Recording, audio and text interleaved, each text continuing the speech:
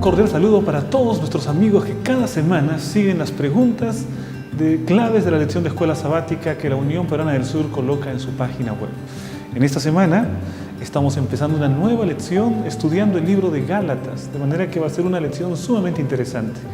El título de esta semana es Pablo, apóstol a los gentiles.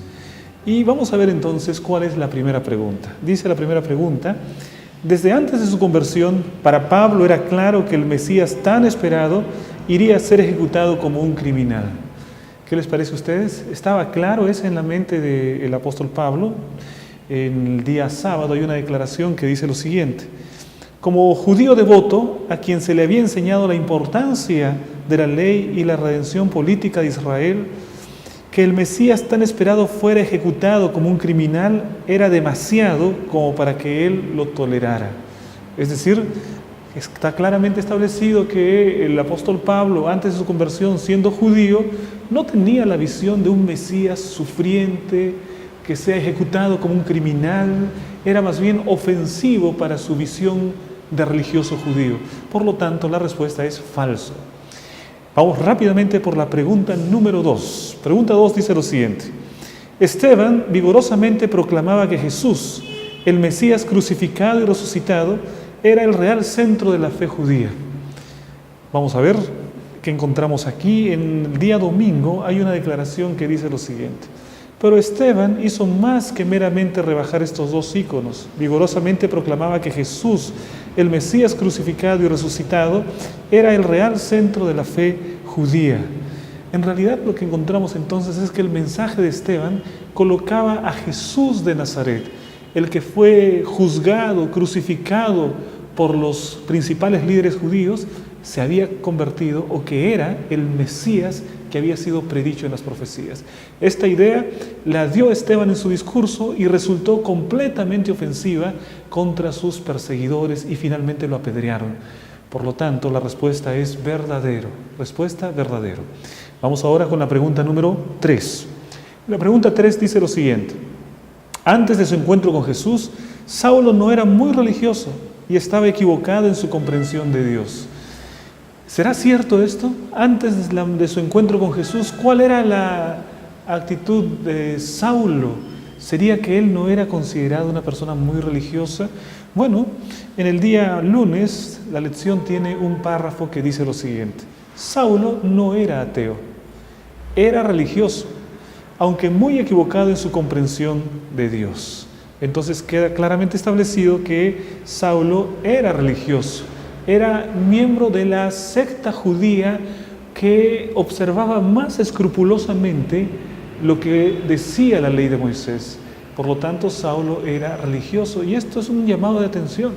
Quiere decir que uno puede ser muy religioso en las formas y en las ceremonias y en los ritos, y sin embargo estar completamente equivocado. Pablo era un hombre completamente religioso y sin embargo completamente equivocado también. Era muy sincero, pero igualmente completamente equivocado. No basta ser muy religioso, ni basta ser muy sincero, sino que hay que buscar cuál es realmente la voluntad de Dios para nuestra vida.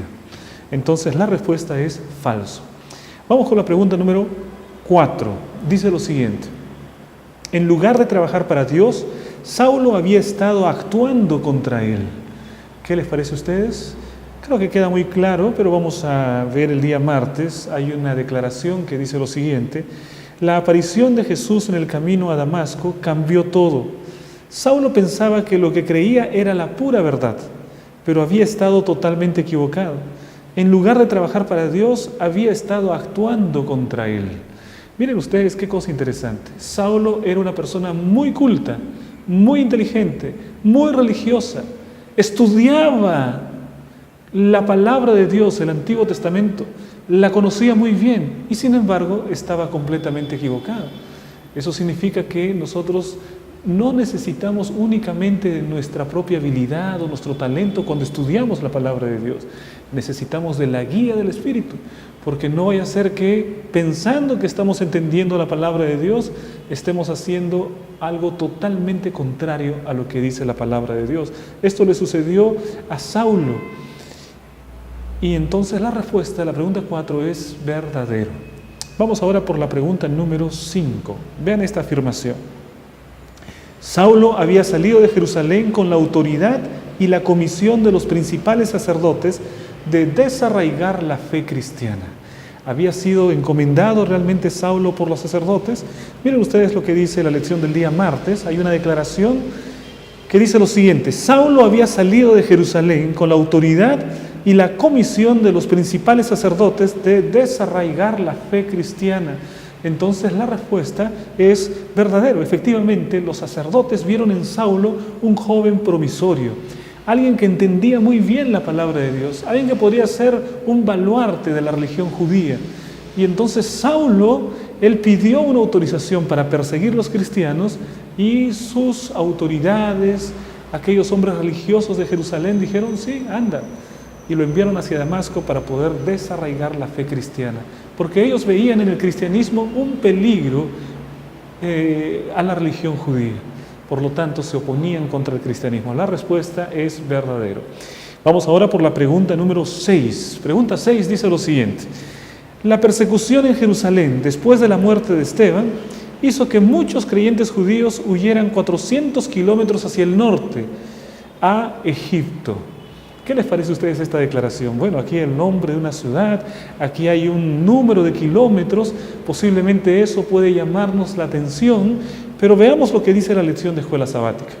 La persecución en Jerusalén después de la muerte de Esteban hizo que muchos creyentes judíos huyeran 450 kilómetros hacia el norte, a Antioquía. No es a Egipto. Egipto está hacia el sur. Antioquía se encuentra hacia el norte de Jerusalén. Por lo tanto, la respuesta es falso. La respuesta falso. Vamos ahora por la pregunta número 7. Dice la pregunta 7: Antioquía se convirtió en la base de las actividades misioneras de mayor alcance. Pregunta número 7. Vamos a ver qué es lo que tenemos entonces aquí. Hay una declaración el día miércoles que dice lo siguiente.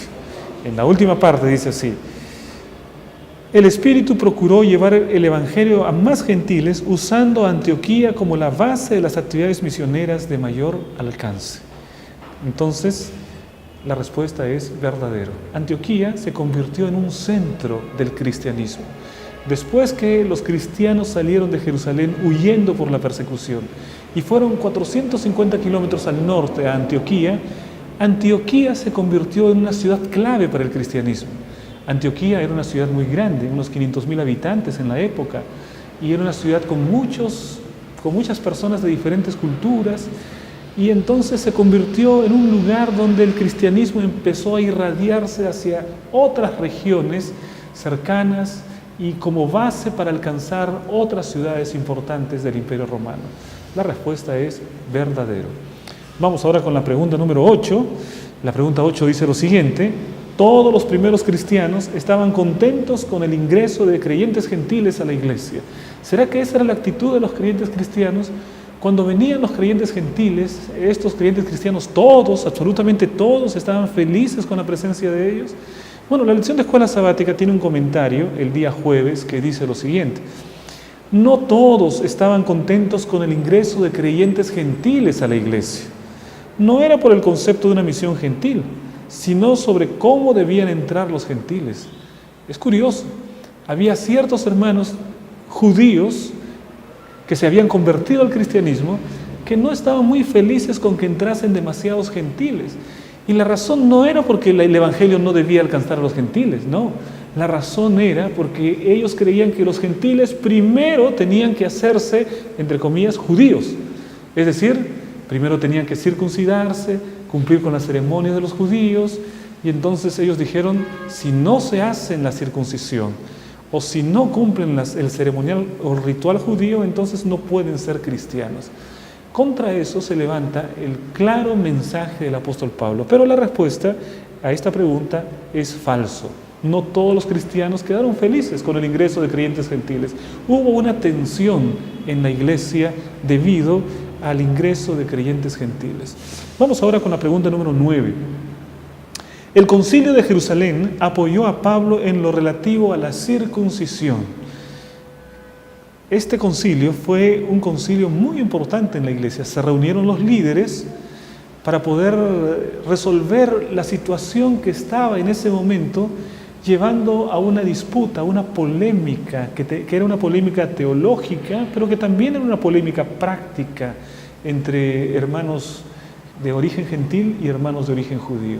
Cuando se reúne la iglesia en el concilio de Jerusalén, lo que llegan a la conclusión es que los gentiles no necesitaban circuncidarse para ser cristianos.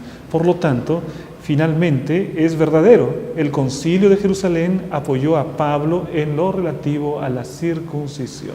Respuesta: verdadero. Vamos finalmente por la pregunta número 10. Pablo poseía precisamente las cualidades que se necesitaban en la iglesia primitiva.